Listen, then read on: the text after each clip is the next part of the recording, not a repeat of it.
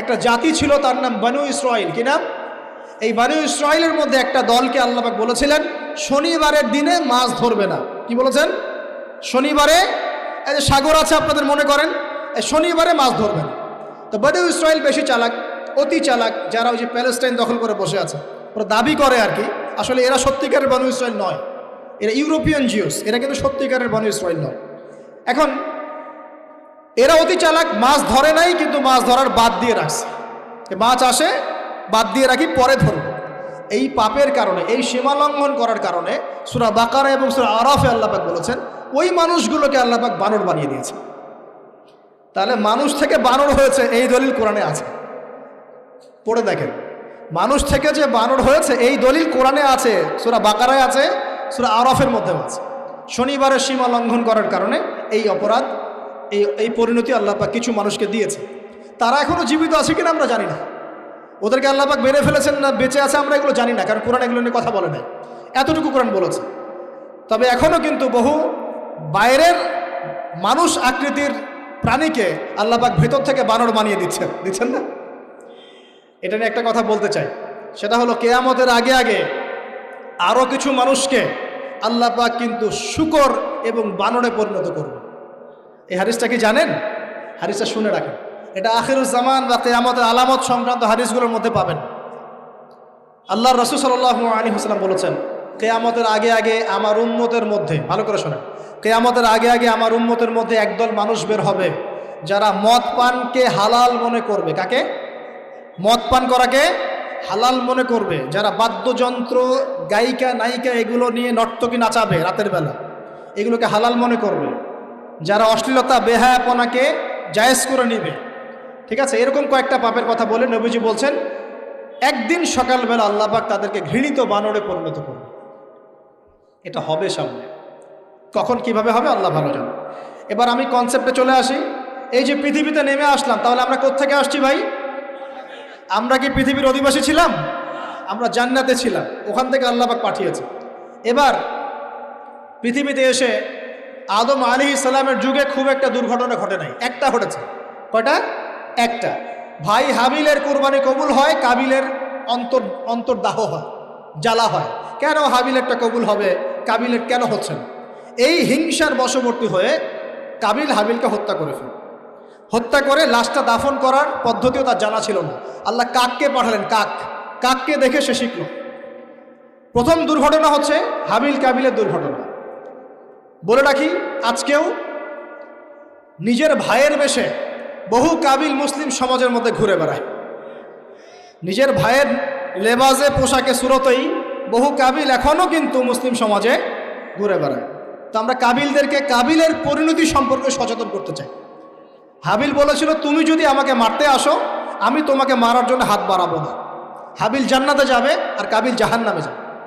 কেন কাবিল জাহান্নামে যাবে? নবীজি বলেছেন পৃথিবীর প্রথম হত্যাকাণ্ড সংগঠিত করেছে কাবিল। এ কারণে পৃথিবীতে যত খুন হবে সমস্ত খুনের পাপের একটা অংশ কাবিলের আমল নামায় যোগ করা হয়। বলে নাউজুবিল্লাহ। একটা কথা মনে রাখবেন, সদকায়ে জারিয়া যেমন আছে, গুনাহে জারিয়াও আছে। একটা মদের দোকান দিয়েছেন, যত মানুষ মদ খাচ্ছে সমস্ত গুনার একটা অংশ আপনার কাঁধে আসছে। সিনেমা হল করেছেন, মানুষ সারাদিন নেকড়া ছবি দেখে, নগ্ন ছবি দেখে, যত মানুষ এখানে পাপ করবে সমস্ত পাপের একটা অংশ আপনার কাঁধে যায়। আবার একটা মাদ্রাসা করেছেন, যত মানুষ এখানে দ্বীনি ইলম শিখবে এই নেকির একটা অংশ আপনি পাবেন ইনশাআল্লাহ। মরে গেলেও কবরে পাবেন ইনশাআল্লাহ। আল্লাহ পাক আমাদের সবাইকে সদকায়ে জারিয়া করার তৌফিক দেন, গুনাহে জারিয়া থেকে বাঁচিয়ে রাখুন। খুব খেয়াল রাখবেন, আল্লাহ পাক আমাদের হেফাজত করুন বলি আমি। এবার ওই যুগ শেষ, নূহ আলাইহিস সালামের যুগ। এই যুগে আল্লাহর একই সুন্নত। নূহ আলাইহিস সালাম 950 বছর দাওয়াত দিলেন, 40টা বা 80টা পরিবার ইসলাম কবুল করেছে, বাকিরা করেন। যারা করে নাই আল্লাহ পাক তাদেরকে ডুবিয়ে মারলেন, যারা করেছে আল্লাহ পাক উদ্ধার করলেন। সোজা কথা। আজকে সারা পৃথিবীতে যত মানুষ আমরা বেঁচে আছি না, আমরা কোনো না কোনোভাবে ওই 80 পরিবারের সদস্য। আমরা ভাই ভাই বা আমরা ওই ফ্যামিলি, 80 ফ্যামিলির অন্তর্ভুক্ত। কীরকম করে? নূহ আলাইহিস সালামের 4 সন্তান ছিল। কয় সন্তান? এক সন্তানের নাম হচ্ছে হাম। কি নাম? হাম। হাম ছিল একটু কালো বর্ণের। হামকে দিয়ে আফ্রিকার কন্টিনেন্টে যত মানুষ দেখছেন ব্ল্যাক স্কিনের, কালো স্কিন, এরা সবাই হামের বংশধর। মজা না বিষয়টা? মানুষের অস্তিত্ব পৃথিবীতে, ইতিহাস, এগুলো খুব ইন্টারেস্টিং টপিক। ইতিহাস পড়তে থাকলে আপনি ডুবে যাবেন। কত কি যে বিশ্বে হয়েছে আর কত কিছু হবে সামনে, সুবহানাল্লাহ। তখন আপনার অস্তিত্ব জানান দিবে যে আমি কত ক্ষুদ্র, মহাবিশ্ব কত বড়, আল্লাহ কত বড়, কত সময় চলে গেছে আর আমি এই সময় কি করছি। এক ভাইয়ের নাম শাম। এই শামকে কেন্দ্র করে এই আরবের যে মানুষগুলো আছে, আরব, অ্যারাবিয়ান, এরা শামের বংশধর। আরেক ভাইয়ের নাম ইয়াফাস। কি নাম? ইয়াফাস। ইয়াফাসের বংশধর হচ্ছে পশ্চিমারা, মানে রোমক যারা, তারা। আরেক ভাইয়ের নাম ছিল কেনান। কি নাম? কেনান। এ ইমান নিয়ে আসে নাই, ওই যে প্লাবনে ডুবে মরে গেছে। মরে যাওয়ার পরে আদম আলাইহিস সালাম বলেছিল, আল্লাহ আমার পরিবারের অন্তর্ভুক্তকে মাফ করে দাও। আল্লাহ বলেছেন, লাইসা মিন আহলিক, সে তোমার পরিবারের কেউ না। নবীর সন্তান হয়েও, নবীর সন্তান হওয়ার পরেও ইমান না আনার কারণে সে জাহান্নামে গেছে। আর আমরা আর কি এমন মানুষ, অমুক আলেমের সন্তান, অমুক বক্তার সন্তান, হ্যাঁ, অমুক পীরের নবাবজাদা, অমুক তমুক, এইসব বড়াই করে লাভ নেই। আমল, আকীদা, ঈমান যদি ঠিক না থাকে, আমাদের বংশ পরিচয় আমাদেরকে বাঁচাতে পারবে, আমাদের দেশ, জাতীয়তাবাদ, বর্ণ বাঁচাতে পারবে। যার যার কবরে তাকে তাকে যেতে হবে। নিজের আমল নিয়ে ফিকির করেন, নিজের কবর নিয়ে ফিকির করেন, অন্যের দিকে চোখ দেওয়া বন্ধ করেন, আগে নিজের কবরের ফিকির করেন। আল্লাহ পাক সবাইকে তৌফিক এনায়েত করুন। বলি, যারা বুদ্ধিমান তারা নিজেকে নিয়ে ব্যস্ত থাকে, যারা যারা অহংকারী, উদ্ধত, এরা মানুষের পিছনে পড়ে থাকে। আল্লাহ পাক আমাদের সবাইকে নিজের চেহারা আয়নায় দেখার তৌফিক দান করুন। হ্যাঁ প্রিয় ভাইরা, নূহ আলাইহিস সালামের যুগ চলে গেল, 950 বছর দাওয়াত দেওয়ার পরে এই পরিণতি হয়েছে। এরপরে আসছে ইব্রাহিম আলাইহিস সালামের সময়।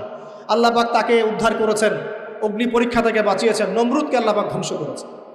আল্লাহ পাক এরপরে এনেছেন আদ জাতি।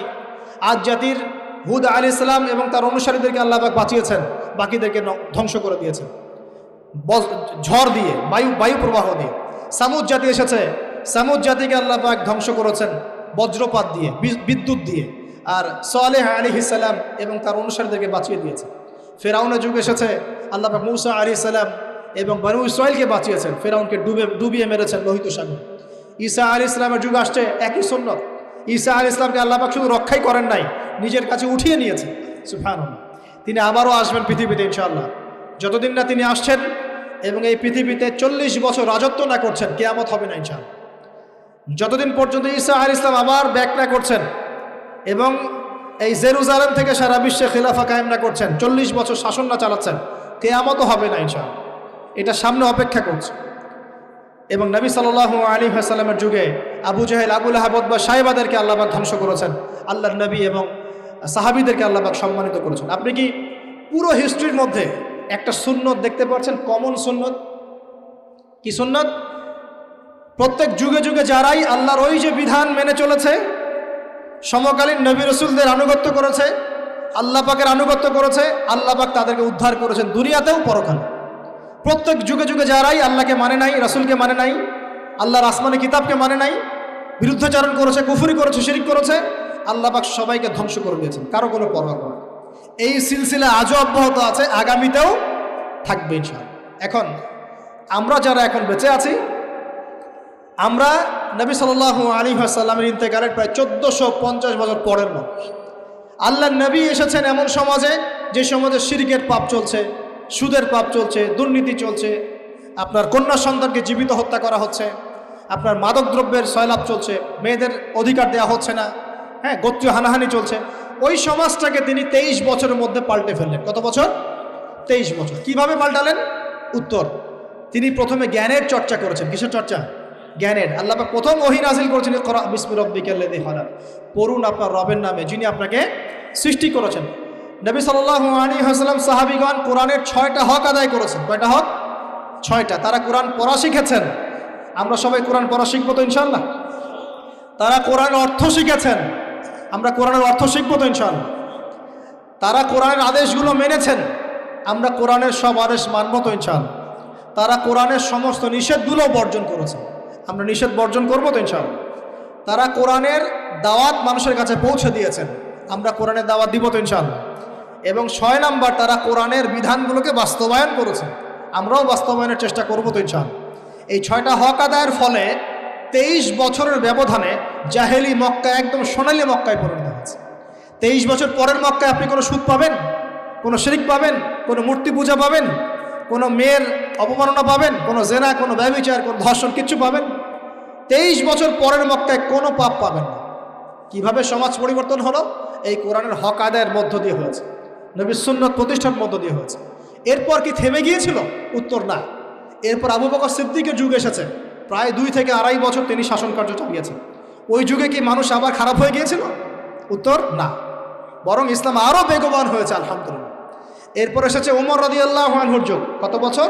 প্রায় 10 বছর। কত বছর? 10 বছর। এই 10 বছরে কি মুসলিমরা আবার খারাপ হয়ে গিয়েছিল? ওমর রাদিয়াল্লাহু আনহুর কোর্টের মধ্যে কি প্রতিদিন কেস আসতো? সারা বছরে একটা কেসও আসতো না। মানুষ এত ভালো ছিল, সারা বছরে একটা কেসও আসতো না।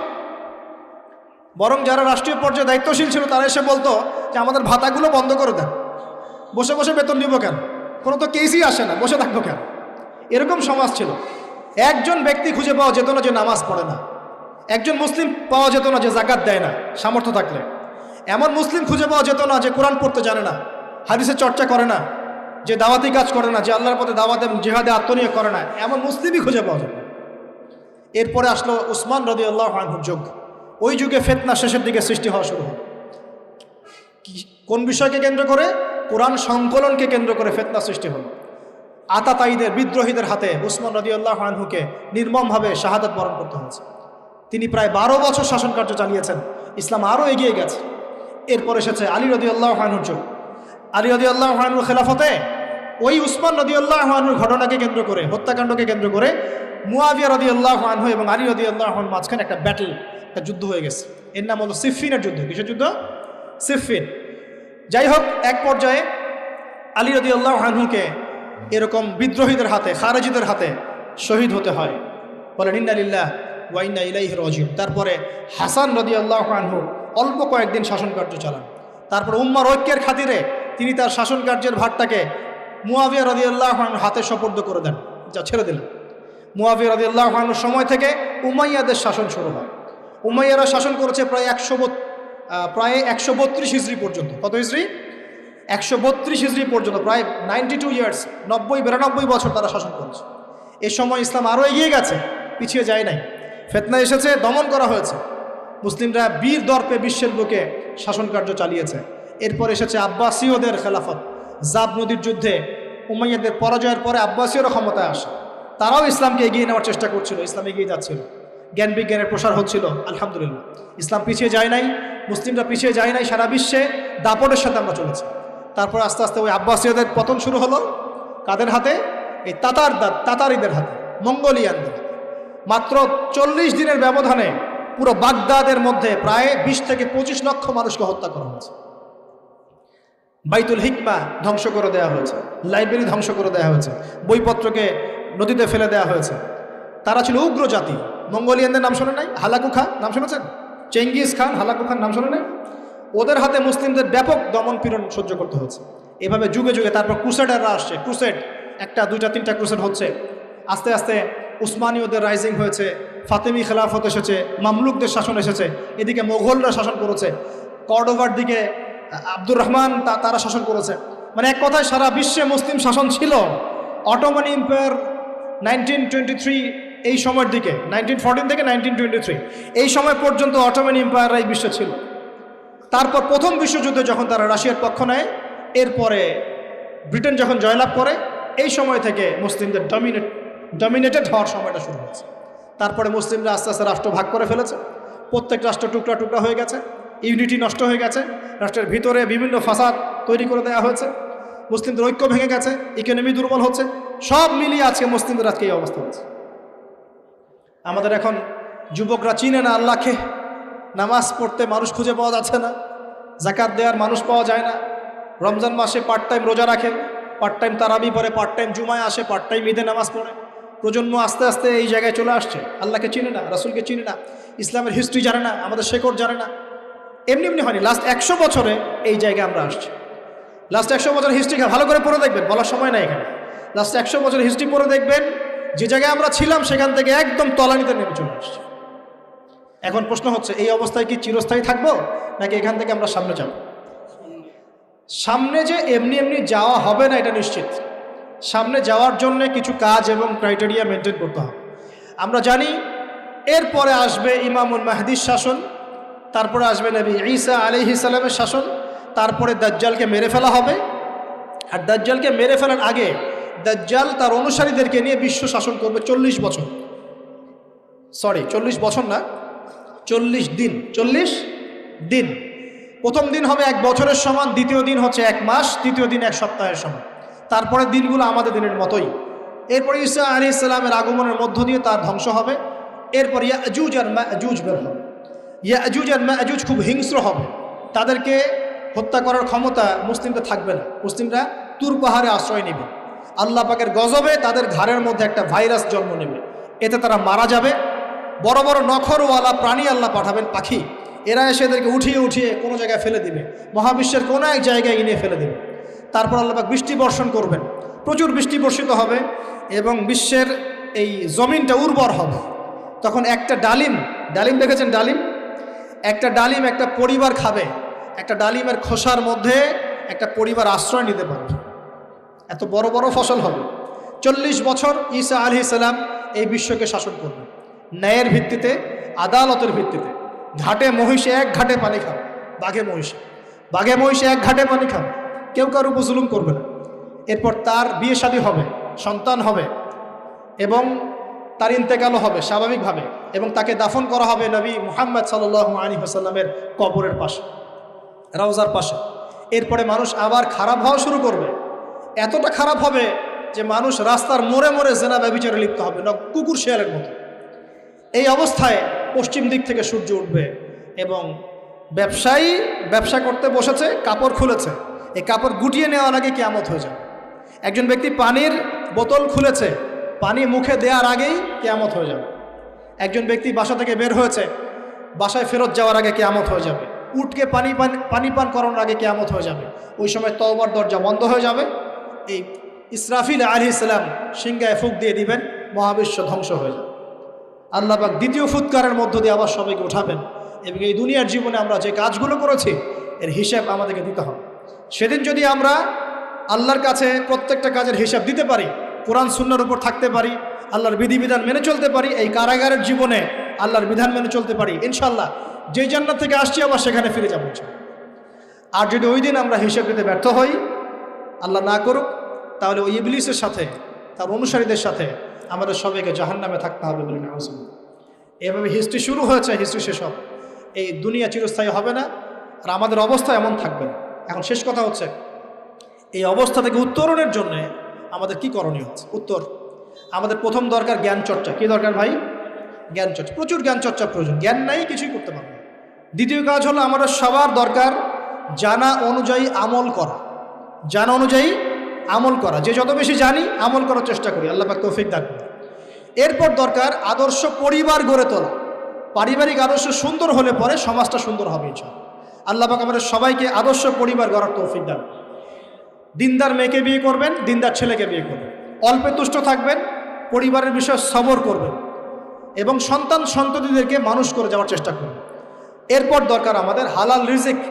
সবাই যদি হালাল রিজিকে সন্তুষ্ট থাকি, সমাজের মধ্য থেকে অন্যায় এমনি অটোমেটিক কমে যাবে ইনশাআল্লাহ। প্রত্যেকটা কাজ করার আগে চিন্তা করব কিভাবে করলে হালাল হবে, কিভাবে করলে হারাম হবে। এরপর দরকার নবী সাল্লাল্লাহু আলাইহি ওয়াসাল্লামের সুন্নাহ মাফিক জীবন গড়া। 24 ঘন্টার দিন রাতে যে কাজগুলো আছে, এই কাজগুলোকে নবীর সুন্নত অনুযায়ী করার চেষ্টা করব। আল্লাহ পাক তৌফিক দান করুন বলি। আরও দরকার আমর বিল মারুফের কাজ করা, মানে সৎ কাজে আদেশ করা। আমাদের সবাইকেই দাওয়াতি কাজ করতে হবে। একজন দুইজন করবে, বাকিরা করবে না এমন নয়, সবাইকেই পার্ট টাইম হলেও দাওয়াতি কাজ করতে হবে। নামাজ আপনি পড়ছেন, নামাজের দাওয়াত দেন। আপনি জাকাত দিচ্ছেন, জাকাতের দাওয়াত দেন। আপনি রমজান মাসে রোজা রাখছেন, অন্য ভাইকেও রোজা রাখতে উৎসাহিত করেন। আপনি সুদ খাচ্ছেন না, অন্য ভাইকেও নিষেধ করেন, ভাই আপনিও খায় না। আমি যা করি সেটা আপনি অবশ্যই প্রচার করবেন, আপনি যা করেন সেটা আপনি প্রচার করবেন, যা করেন না সেটা বলতে যাওয়ার দরকার নেই। তবে হ্যাঁ, আমলের কথা আপনি বলতেই পারেন। যদি আপনি তাহাজ্জুদ নিয়মিত পড়তে নাও পারেন, মানুষকে আপনি বলতে পারবেন তাহাজ্জুদে নামাজ পড়েন, তাহাজ্জুদ নামাজ পড়া ভালো। ইনশাআল্লাহ আস্তে আস্তে আপনি নিজেও আমল করার চেষ্টা করবেন। আল্লাহ পাক তৌফিক দান। আমর বিল মারুফ, সৎ কাজে আদেশ করতে হবে। আরেকটা হচ্ছে অসৎ কাজে নিষেধ করতে হবে। সৎ কাজে শুধু আদেশ করলেই হয় না, অসৎ কাজেও কি করতে হয়? নিষেধ করতে হয়। মনে রাখবেন, শুধু সৎ কাজে আদেশ করলেই জীবনেও কোনোদিন আপনার উপর কোনো বালা মুসিবত বিপদ আপদ গালি তহমত আসবে না। যখন আপনি সৎ কাজে আদেশের সাথে সাথে অসৎ কাজেও নিষেধ করা শুরু করবেন, তখন চতুর্দিক থেকে আপনার উপরে বাধা আসা শুরু হবে। এটাই সুন্নত। তবে এটা নবীর সুন্নত। আল্লাহ পাক বলছেন, কুনতুম খায়রা উম্মাহ উখরিজাত লিন-নাস তা'মুরুনা বিল মা'রুফ ওয়া তানহাউনা আনিল মুনকার ওয়া তু'মিনুনা বিল্লাহ।